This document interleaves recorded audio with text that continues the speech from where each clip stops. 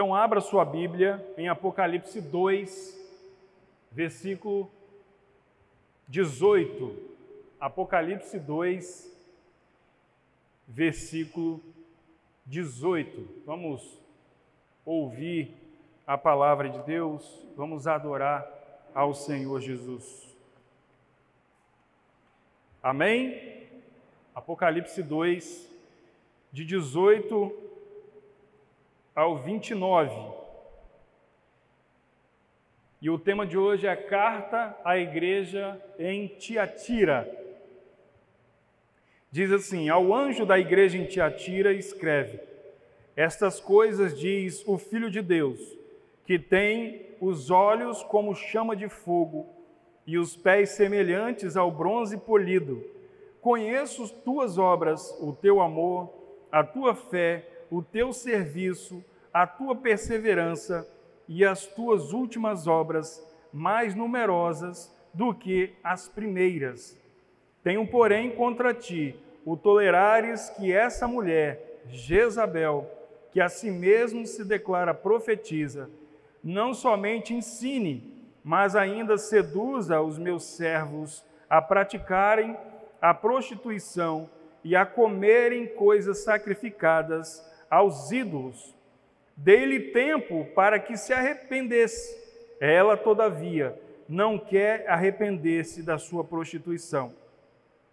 Eis que a prostro de cama, bem como em grande tribulação, os que com ela adulteram, caso não se arrependam das obras que ela incita. Matarei os seus filhos, e todas as igrejas conhecerão que eu sou aquele que sonda mentes e corações, e vos darei a cada um segundo as vossas obras. Digo, todavia, a vós outros, os demais de Tiatira, a tantos quantos não têm essa doutrina, e que não conheceram, como eles dizem, as coisas profundas de Satanás. Outra carga não jogarei sobre vós. Tão somente conservai o que tendes, até que eu venha. Ao vencedor, que guardar até o fim as minhas obras, eu lhe darei autoridade sobre as nações, e com cetro de ferro as regerá, e as reduzirá a pedaços, como se fossem objetos de barro. Assim como também eu recebi de meu Pai, dar-lhe-ei ainda a estrela da manhã. Quem tem ouvidos, ouça o que o Espírito diz às igrejas. Amém? Então vamos orar, irmãos. Vamos orar ao Senhor, vamos pedir a Deus que fale aos nossos corações. Querido Deus, nós te louvamos, nós engrandecemos o teu santo nome e queremos colocar diante de ti mais uma vez este momento, onde iremos ouvir a tua palavra. Agradeço a ti, ó Deus, por todos os irmãos, os queridos que estão aqui nesta noite para ouvir a tua palavra. Então, ó Deus, abençoe cada um de nós. Nós choramos no nome de Jesus. Amém. Amém, queridos? Então, essa é a carta que Jesus escreveu à igreja de Tiatira. Os irmãos observam que Jesus, ele estava em observação daquela igreja. Jesus mostra para aquela igreja que ele tem visto o que eles têm feito, ele tem visto o que eles têm conservado, mas ele tem visto que aquela igreja tem se mundanizado e ela estava cada vez mais se mundanizando. Até porque eles permitiram que uma falsa profetisa assumisse o púlpito da igreja, ensinasse e, além de ensinar, ela estava levando os irmãos da igreja à prostituição. E prostituição, quando fala aqui, é tanto física como também espiritual. E aí, queridos, o que aconteceu? Aquela igreja tinha uma galera que não estava se vendendo, tinha uma galera que não estava aceitando o que aquela mulher estava pregando. E estavam conservando o amor, a fé, a perseverança, as obras, e essas obras iam até aumentando. Jesus faz essa menção. E aí Jesus faz o quê? Jesus dá uma oportunidade para aquela mulher e aqueles que estavam seguindo-a a se arrependerem. Caso eles não viessem a se arrepender, Jesus disse o seguinte: eu vou dar grande tribulação juntamente com aqueles que a seguem. Ou seja, tanto a mulher, tanto aqueles irmãos que estavam seguindo-a, iriam passar por grande tribulação. E ainda Jesus disse: matarei os seus filhos. Jesus falando que vai matar. Pois é, irmãos. Eu quero que vocês entendam hoje nessa mensagem que nós precisamos definitivamente, de uma forma bem definida na nossa vida, começar a enxergar o Jesus glorificado.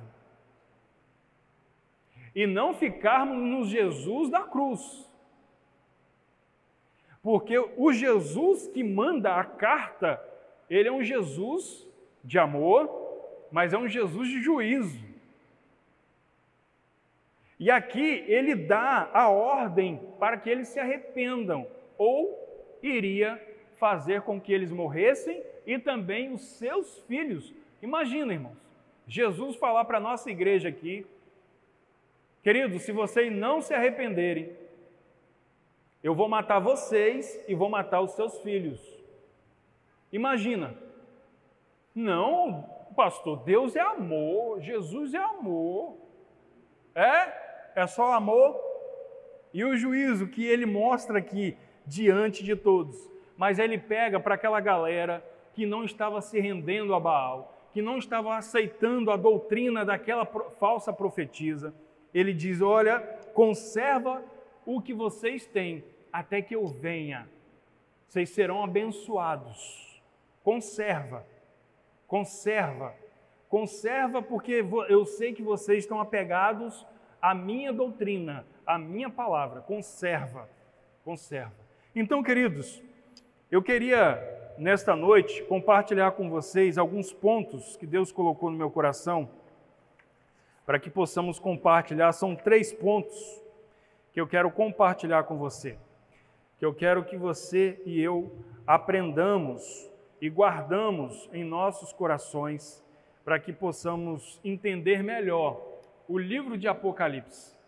O livro de Apocalipse é um livro de esperança, mas é um livro de esperança para quem realmente olha para a esperança, e a esperança tem nome. O seu nome é Jesus. Seu nome é Jesus. Em primeiro lugar, a gente observando o texto, a carta de Jesus à igreja de Tiatira, e nós temos que tirar como se fosse a Igreja Batista da Graça para cada um de nós. Primeira coisa que a gente observa é que Tiatira estava sob a observação onisciente de Jesus. Tiatira estava sob a observação daquele que tem os olhos como chama de fogo. E eu já expliquei isso lá, quando João viu Jesus glorificado, e ele viu Jesus com os olhos de fogo, né? E ali, o que simboliza os olhos de fogo? A onisciência de Jesus, que ele conhece todas as coisas.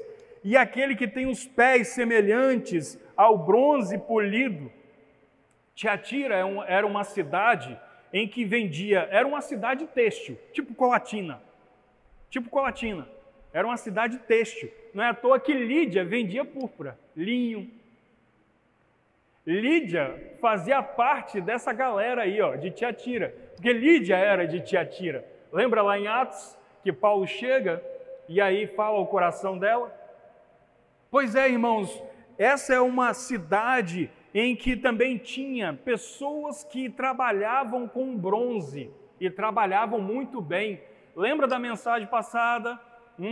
Lembra da igreja de Pérgamo, aonde o seu pastor foi morto, martirizado, colocaram ele dentro de um boi de bronze e ali queimaram ele cozido ali dentro, lembra que eu falei domingo passado?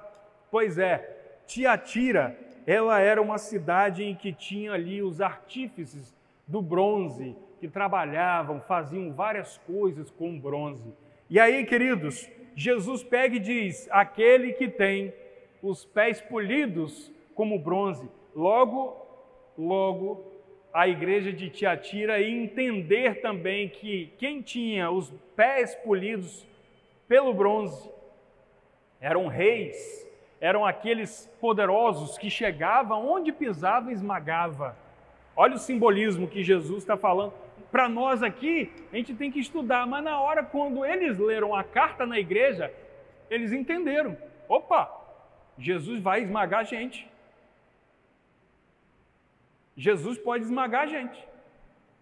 Então eles entenderam logo. Então, a igreja de Tiatira, irmãos, assim como as outras igrejas, né, a gente observando, elas foram chamadas para viver em santificação. E aí eu falei aqui na live, eu acho que domingo passado, santificação nas igrejas é uma palavra fora de moda. É uma palavra não falada mais. Não se prega mais sobre santificação nas igrejas.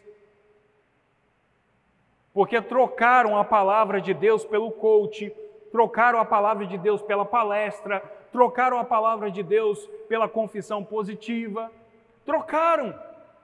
prostituíram os púlpitos das igrejas, e eu estou falando de todas as igrejas.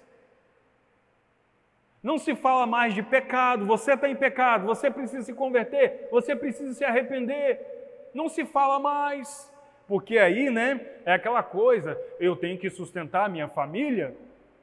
Meu irmão, eu estou falando de pecado aqui desde o dia quando eu entrei aqui. Vocês estão me aguentando já tem um ano. Tem uns que não estão aguentando não, estão saindo. Eu vou continuar falando de pecado. Se vocês não quiserem que eu prego a palavra, é só me procurar. É só falar, pastor, um ano, valeu, foi top, foi muito bom. Foi muito bom. Só me procurar. Mas não é qualquer um, não. São as pessoas que realmente têm vida com Deus é que podem me procurar. Somente aqueles que estão buscando ao Senhor que podem me procurar. Que podem chegar e falar para mim, pastor, beleza, vamos parar aqui, tá bom.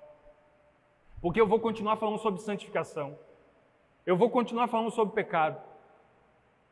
Porque eu sei que eu tenho um Deus com olhos de fogo, que conhece todas as coisas, em que eu terei que dar contas, tanto da minha vida, tanto da minha família, como também da sua vida. Você vai dar conta da sua vida. Você nem sequer vai dar conta da sua família. Mas eu vou ter que dar conta de mim mesmo, conta da minha família e conta da sua vida. Já é difícil dar conta da própria vida. Imagina da vida dos outros. Então aquela igreja estava esquecendo a santificação. Aquela igreja, assim como as outras, foram chamadas para viver em santidade. Nós fomos chamados para viver em santidade. Nós fomos chamados para viver separados. Separados do mundo, irmãos. Separados do mundo.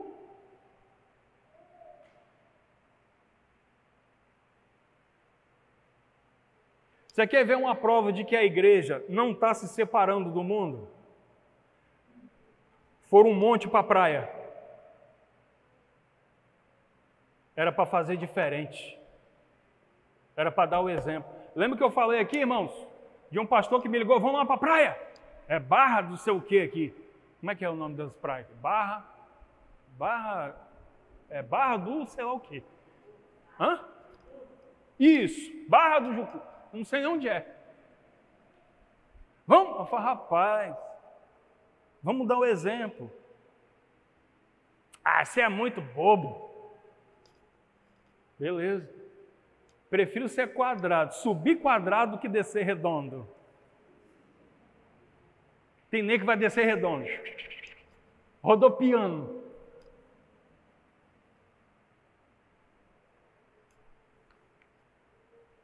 Nós fomos chamados, irmãos, nós fomos chamados para a purificação, para purificar o mundo. Como uma igreja suja pode purificar o mundo? Era essa a pergunta que tinha para a igreja de Tiatira. Como uma igreja que está se misturando com o mundo poderia ser luz? Igual o Elias falou hoje de manhã aqui, ser luz. Como? Como uma igreja que não tem comunhão, que não se santifica, que não se separa, vai ser sal da terra? Como? E é interessante que Jesus, quando ele instituiu a igreja, ele instituiu uma coisinha ali. Ele instituiu a disciplina na igreja. É só você pegar Mateus 18,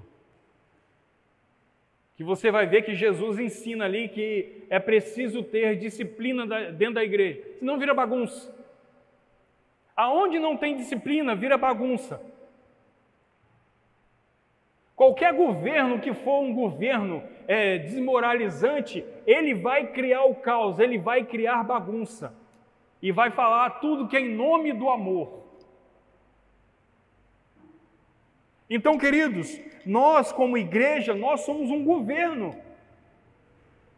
E nós precisamos estar nos santificando para cada vez mais governar o mundo, porque vai chegar um momento que nós vamos governar. Está aqui no final, Jesus diz que nós vamos governar, e com cetro de ferro, não vai ser só na base do amorzinho, não, vai ser com cetro de ferro, vai ser para esmagar os inimigos da igreja, está aqui na Bíblia. Pastor, está inventando, está na Bíblia, está em Apocalipse. Eu estou querendo mostrar para vocês como nós estamos vivendo uma vida superficial do Evangelho. É isso que Deus está querendo mostrar para nós aqui. Que nós não estamos buscando a santificação, que nós não queremos a disciplina. Quando a palavra de Deus vem para disciplinar, eu já falei, irmão, tenha maturidade. Quando você ouvir uma palavra de consolo, esse consolo não é para todo mundo. Quando você ouvir uma palavra de disciplina, essa palavra de disciplina não é para todo mundo, porque para outros é consolo. Agora não fica pensando que só para você é consolo não, tá? Não é não. Não é não. Porque tem gente dentro da igreja, né? Que acha que é o bam. Irmão, tem hora que eu tenho medo. Tem hora que eu tenho medo. Nós temos que olhar para esse Jesus, o Jesus glorificado, um Jesus que vai voltar para disciplinar também a igreja. É o que ele está prometendo aqui na Bíblia. É Apocalipse, irmãos. Está chegando o fim, as coisas estão acontecendo. E aí, meus queridos, Jesus instituiu a disciplina na igreja para chamar os crentes a uma vida de retidão, a andar reto. E a prova disso está lá em Atos. Ananias e quem? Safira. Ananias e Safira. É o exemplo de disciplina extrema de Jesus. É o exemplo de disciplina extrema de Jesus. É preciso entender, irmãos, que Jesus fez compromisso com uma igreja pura. Jesus não fez compromisso com uma igreja suja. Jesus não faz compromisso com um crente que anda no mundanismo. Não. Não. Jesus fez compromisso com aqueles que buscam a santificação. Por isso que eu falo, irmãos, toma cuidado com essa doutrina da prosperidade, a confissão positiva que veio lá das profundezas do inferno para poder te atrapalhar, para poder te afastar de Jesus. Toma cuidado, porque a doutrina da confissão positiva, do eu declaro, eu determino, que eu já falo aqui direto, vou combater, onde eu for, vou combater. Aonde eu for, vou descer a ripa nessa doutrina. E que muitas igrejas têm aderido. Toma cuidado, porque essa doutrina quer te fazer ter uma vida light. O Evangelho não é de vida light. O Evangelho é de renúncia. Por isso que é difícil. Não é, por isso que a porta é estreita. Tem consolo, tem, mas é um evangelho de renúncia. Se você não renunciar a você mesmo, pode ser um grande indício que você ainda não nasceu de novo. Nós temos que renunciar às coisas que atrapalham nós estarmos aqui em comunhão, a fazer as nossas obras diante de Deus, para Deus, de buscarmos a Deus. Nós temos que remover, despojar-nos dessas coisas, porque Jesus fez compromisso com a igreja pura. Com a igreja pura. Deixa eu te perguntar aqui. Só teve um profeta, né, doidão, que casou com uma prostituta. Mas ele casou com a prostituta amando de quem? De Deus. Deus deu a ordem. Mas fora da ordem de Deus, qual homem em sã consciência vai pegar uma prostituta para casar? Não pega. Ele não pega. Ele pensa em várias coisas. Ele pensa em várias coisas. É a mesma coisa de Jesus, irmãos, com a igreja. Jesus não vai casar com uma igreja suja. Jesus vai casar com a noiva, que se purifica. Por isso que eu falo aqui do tal do remanescente. Não sejas crente de qualquer jeito. Seja remanescente. Seja remanescente, que não se dobra a Baal, não se dobra a novidades. A galera hoje é a galera da novidade. Entende? Que a novidade na igreja, a igreja tem que ser contemporânea, lógico. Ela tem que se atualizar, é lógico.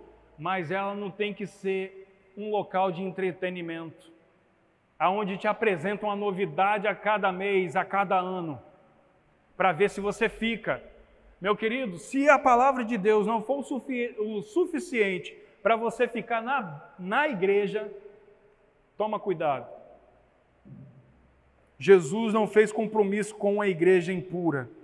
Esse compromisso, irmãos, ele foi demonstrado com Ananias e Safira.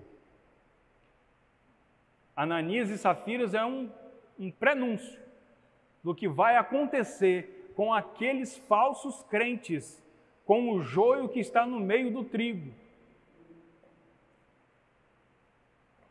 E quando eu falo isso é porque é sempre naquela possibilidade do meio da Igreja Batista da Graça ainda ter joio, e sempre vai ter. Mas esse joio tem a oportunidade de se converter, de se decidir verdadeiramente diante do Senhor, entregar sua vida a Jesus. Porque tem gente que fala que no domingo à noite tem que pregar para os outros, pregar evangelístico. Meu querido, você não está sabendo o que significa evangelho, a palavra evangelho. Evangelho não é só pregar para que a pessoa se decida. O evangelho, ele é completo. O evangelho, ele fala para a igreja e fala para as pessoas lá fora. Se falar só para as pessoas lá fora é uma mensagem tendenciosa. Aí fica gostosinho de vir para a igreja, né? A mensagem é só para quem vem de fora. Não é gostoso? Então, queridos, nós precisamos observar que aquele que tem os olhos como chama de fogo, onisciente, ele fez um compromisso com a igreja pura e ele observa essa igreja. A igreja de Tiatira entrou numa situação desmoralizante e onde se rendeu aos falsos ensinos, porque estava tolerando o pecado, estava tolerando o mundanismo dentro da igreja. Era uma igreja que estava crescendo. Olha, lembra de hoje de manhã que eu falei da igreja aí que estava crescendo? Bombando, mas quando você vai olhar lá no seio dessa igreja, você vai ver um monte de coisa errada. Você vai ver que não é crescimento, você vai ver que é inchaço. É inchaço. E a igreja de Tiatira estava crescendo. Estava crescendo. A igreja de Tiatira estava ali, cada vez mais, tendo, cada domingo, né, tendo mais gente. Igual aquele filme, né, que tem um filme aí, é antigo aí já, mais ou menos. Já. Como é que é o nome do filme, Lu? Que tem um coral que todo mundo chega para cantar. Resistindo às tentações. Onde qualquer um pode fazer as coisas. Vem do jeito que estás, deturpando a palavra de Deus. Vem do jeito que você quiser, você pode cantar, pode tocar, pode fazer o que for. É o filme. E aí tem uma irmãzinha, né, a irmã mais séria, ela virou o bicho-papão. O filme faz dela um bicho-papão. E ela que é a irmã, ela que é a crente mesmo. Mas o filme faz todo mundo ficar contra a mulher. Isso é quadrada, isso é besta, isso é metida a mais santa que os outros. Né? É assim. Irmãos, a igreja estava crescendo. Entretanto, uma igreja pode ter um ministério eficaz, crescendo numericamente, mas, irmãos, se a imoralidade e a falsa doutrina não for combatida, ela é um alvo fácil do juízo de Deus. É um alvo fácil, irmãos. E o problema de Tiatira não estava por lá de fora. O problema de Tiatira estava por lá de dentro. Tiatira não sofria perseguição. Como ia sofrer perseguição, né? Se prostituía, comia carne consagrada a ídolos, fazia ia para os templos depois, né? Para poder se prostituir, misturava, né? Misturava tudo. Como ia ser perseguida uma igreja dessa? Nunca. Nunca.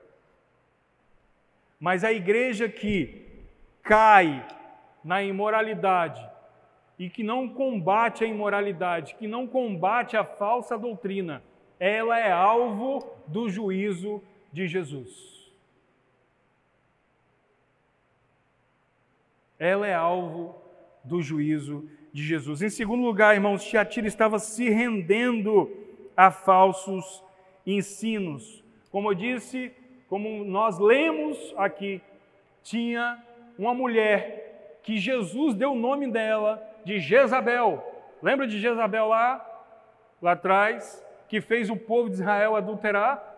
Que fez o povo de Israel entrar na imoralidade, a deixar de lado a doutrina, a palavra de Deus, naquele tempo, né? Eles não tinham Bíblia, mas tinham profetas, não estavam ouvindo profetas, não estavam ouvindo ninguém, não queria saber, só de imoralidade. E aí o que aconteceu? O reino ruiu. O povo de Israel derrotado. Toda vez quando o povo de Israel ia para falsos ensinos, toda vez que o povo de Israel ia para a imoralidade, o povo de Israel perdia. E isso vai sempre acontecer. Sempre vai acontecer. A igreja que tolera imoralidade, ela vai definhar. Uma hora ela fecha a porta. Uma hora ela fecha a porta. Uma hora ela é motivo de assobio.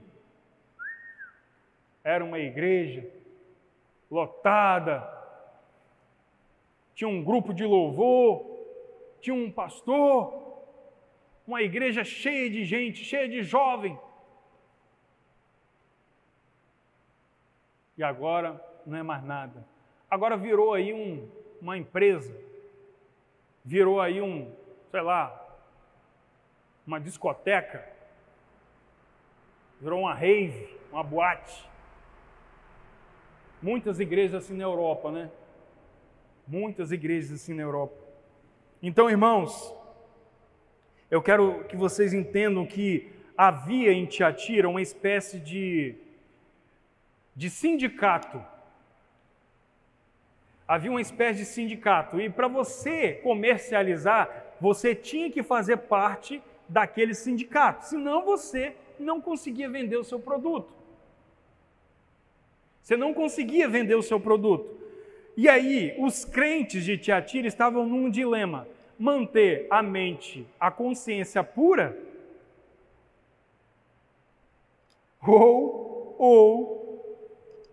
ou estavam ali, né, diante de uma oportunidade de não perder dinheiro. Toma cuidado. Toma cuidado. Estão diante de situações em que Deus está dando oportunidade para ele manter a consciência pura, mas muitas vezes eles querem entrar no esquema. Muitos crentes entrando em esquemas escusos que Deus desaprova. Mas havia uma situação mais agravante ainda. Isso aí era consequência. Isso aí era consequência. O problema de Tiatira estava no púlpito. Não é porque era uma mulher que estava no púlpito. Não era essa a questão. A questão é que ela se declarava profetisa e não era profetisa. Ela era falsa profetisa. E ela estava levando a igreja a fazer coisas erradas, como imoralidade sexual, como comer carne sacrificada aos ídolos. Aquela igreja estava cada vez mais definhando. Jesus conhecia as obras que a igreja realizava, o amor, que demonstravam fé, que tinham perseverança, que serviam. Mas o problema do púlpito estava destruindo aquela igreja. Destruindo aquela igreja. Irmãos, toda igreja que o pastor chega, entra gente e sai gente. Isso é normal. Isso é normal. Só que hoje em dia, tem pessoas que saem porque não estão aguentando ouvir a palavra. A palavra consistente, que realmente vai abrir os seus olhos, que realmente vai fazer você buscar uma vida de santificação, que realmente vai fazer você ficar atento, porque você vai ter que dar conta diante de um Deus onisciente, diante de um Deus onipotente. E muitos não estão suportando a sã doutrina, porque muitos não querem a doutrina, só querem a palavra de bênção, só querem a palavra de conforto. E aí não suporta, e vai saindo. E vai saindo.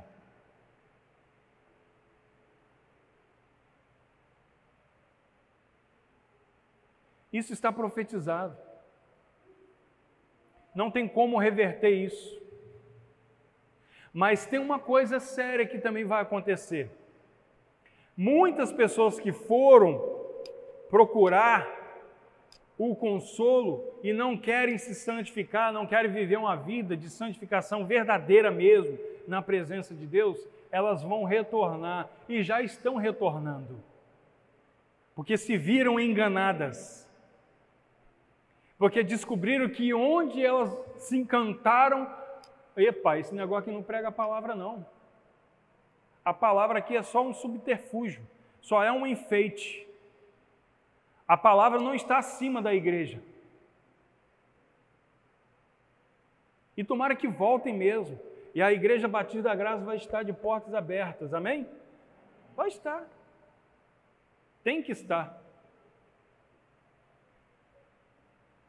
Então, irmãos, não se preocupe se alguém sair da igreja. Não se preocupem com isso. Só orem, só amem. Você não precisa gostar, só ame. Só ame, tem a diferença.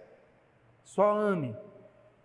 E aí o problema todo era o púlpito daquela igreja.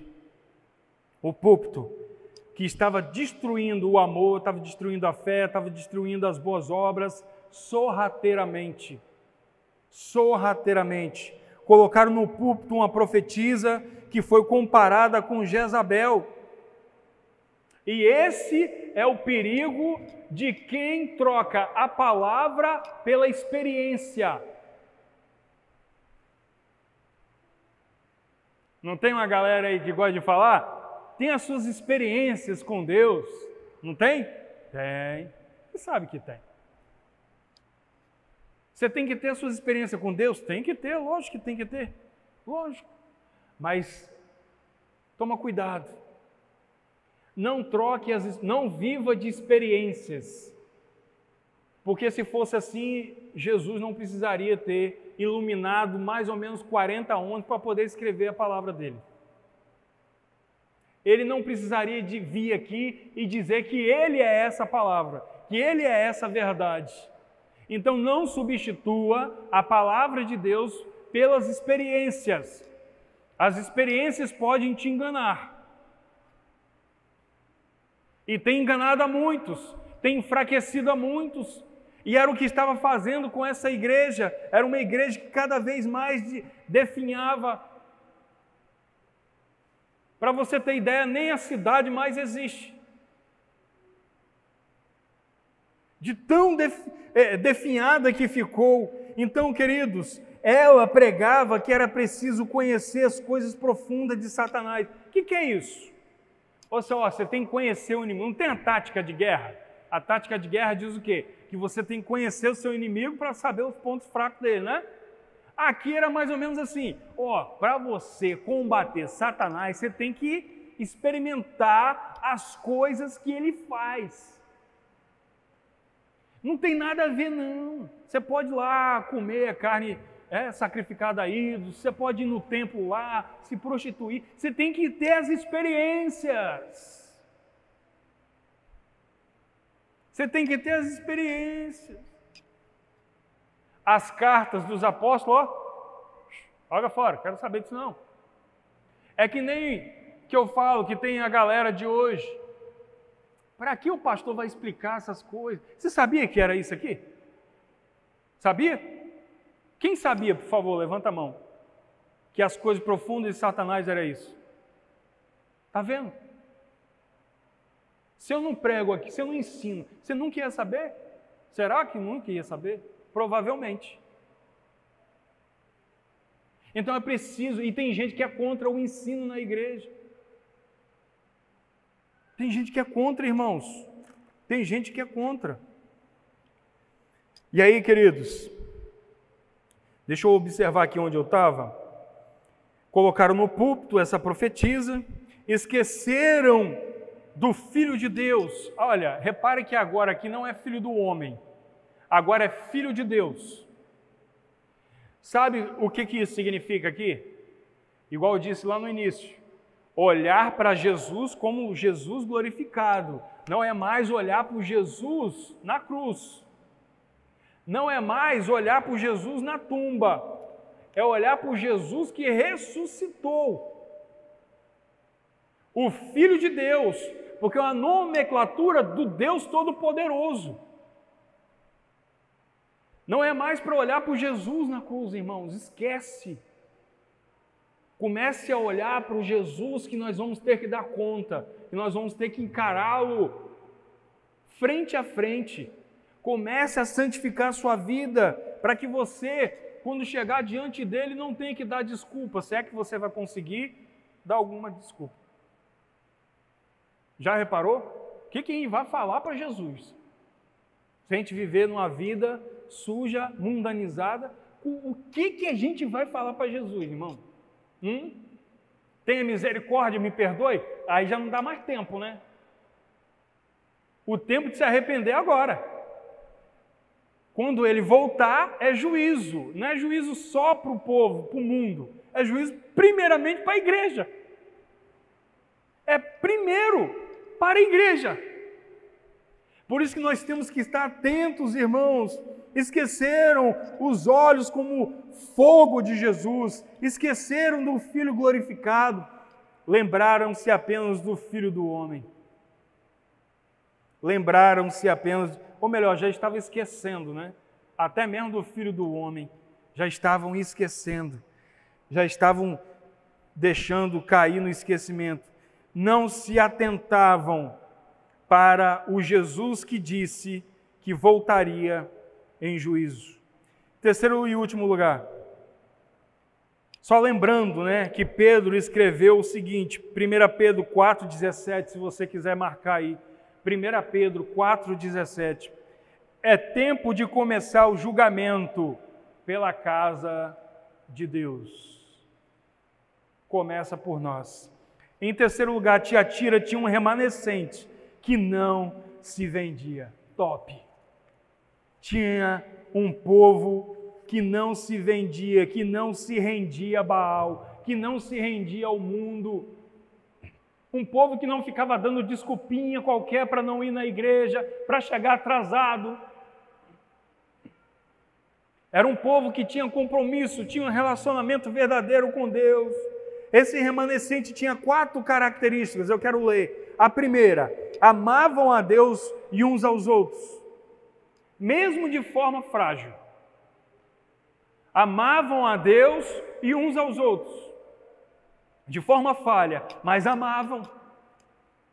Não gostavam, amavam. Porque tem gente confundindo gostar com amar. Eu não gosto desse pastor, eu não gosto dessa menina que está aí na frente do louvor, eu não gosto desse menino que está aí na frente filmando, não gosto.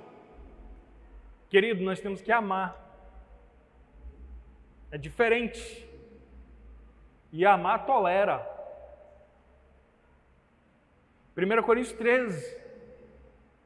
1 Coríntios 13.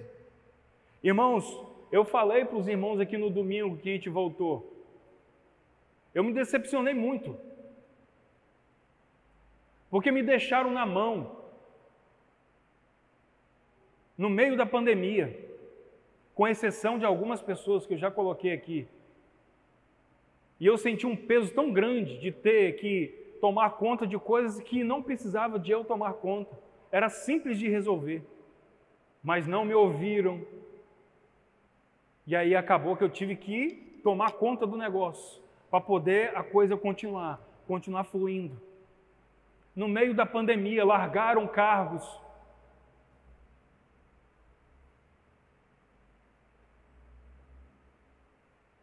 Hoje, novamente, pastor, estou deixando o cargo.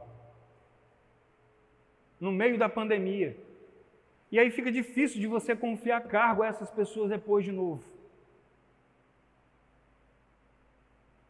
Porque no pior momento da história da igreja, essas pessoas deixaram o cargo. Essas pessoas deixaram a igreja na mão. Mas nós temos que amar. Temos que gostar da atitude? Lógico que não. Mas nós temos que amar. Está vendo a diferença? Essa é a diferença. Era uma igreja que amava um ao outro, mesmo de forma frágil, de forma imperfeita, mas amavam uns aos outros, tá? E outra, e eles não tinham uma base doutrinária, né? Por isso que era de forma frágil, não tinha base doutrinária, eram frágeis. Segundo lugar, eles tinham pistes, sabe o que é? Não é o piste não, é pistes, eles tinham fé. Sabe o que significa também? Fidelidade. Esse remanescente, eles tinham lealdade. Eles buscavam lealdade ao Senhor. Cultivavam lealdade no coração ao Senhor. Eles não se dobravam. Fora a fé e o amor, em terceiro lugar, eram trabalhadores no serviço ao ponto de serem elogiados por Jesus. E em quarto lugar, eram perseverantes, suportavam aquela falsa profetisa lá na frente. Eles eram em menor número. O remanescente vai ser sempre em menor número. A maioria sempre vai ser a galera da porta larga. Guarda isso no seu coração. Porque vai chegar no momento quando Jesus voltar, você ouvir a trombeta tocar, você vai ouvir a minha voz no seu ouvido, na sua consciência, dizendo, ó, rapaz, o pastor falou. O pastor falou para eu ser remanescente e eu não fui. Eu não procurei ser do remanescente. Eu procurei ser apenas um crente qualquer. Um crente que ia na igreja na hora que dava na cabeça. Um crente que chegava atrasado, que não colocava o culto, o horário do culto como prioridade. Eu era um crente que não ouvia o que o pastor Anderson falava, que era para me ler a palavra, que era para me orar, que era para me buscar a presença de Deus. Você vai lembrar tudo disso na hora quando você ouvir a trombeta tocar. Tomara que não. Tomara que você seja um remanescente. Porque o remanescente vai ouvir: vinde, benditos de meu Pai. Vinde. Irmão, deixa eu te alertar numa coisa aqui, só para você ficar alerta. Se você acabar o culto aqui agora e morrer,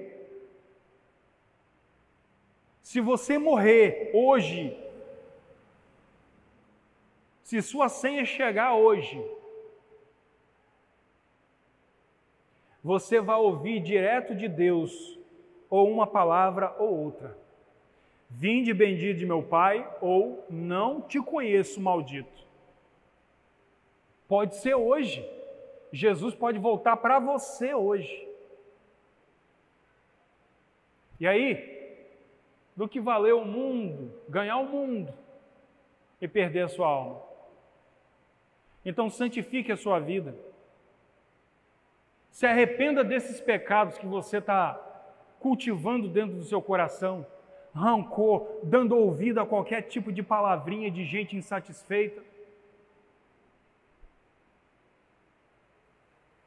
Toma cuidado. Toma cuidado, irmãos.